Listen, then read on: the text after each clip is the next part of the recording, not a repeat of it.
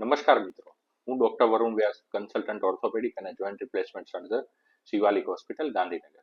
આજે આપણે વાત કરીશું શોલ્ડર ઇન્સ્ટેબિલિટી અને રોટેટર કફ ટીયર એ બંને વચ્ચેની તફાવત વિશે.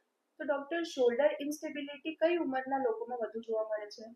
યુવાન વયના. રોટેટર કફ ટીયર એ કઈ ઉંમરમાં જોવા મળે છે?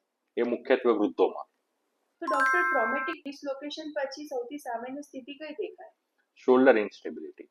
ઘરમાં પડી જવાથી કે વધુ પડતું વજન ઉચકવાથી વૃદ્ધોમાં કઈ ઈજા સામાન્ય છે? Rotator cuff tear. તો ડોક્ટર, એપ્રિહેન્શન ટેસ્ટ પોઝિટિવ હોય તો તે શું સૂચવે છે? Anterior shoulder instability. Drop arm test positive હોય તો તે શું સૂચવે છે? સુપ્રાસ્પાઇનેટસ ટીયર એટલે કે રોટેટર કફ ટીયર.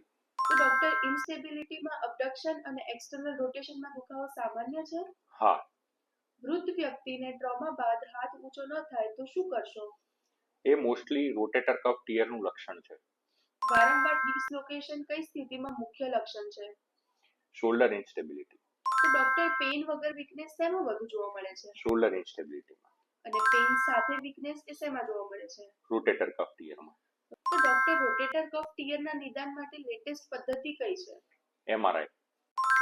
તો ડોક્ટર, રાત્રિ દરમિયાન આ બંનેમાંથી કઈ સ્થિતિમાં વધારે દુખાવો થાય છે? રોટેટર કફ ટીયર કે જેને રેસ્ટિંગ પેઇન કહેવાય છે. ઓવરહેડ એથ્લેટ્સમાં ઇન્સ્ટેબિલિટીનું જોખમ વધુ છે? હા. ડોક્ટર, પેઇનફુલ આર્ક સાઇન કઈ સ્થિતિમાં વધુ સામાન્ય છે? Rotator cuff tear. Sulcus sign positive હોય તો તે શું સૂચવે છે? Shoulder instability. External rotation lag sign એ શું સૂચવે છે?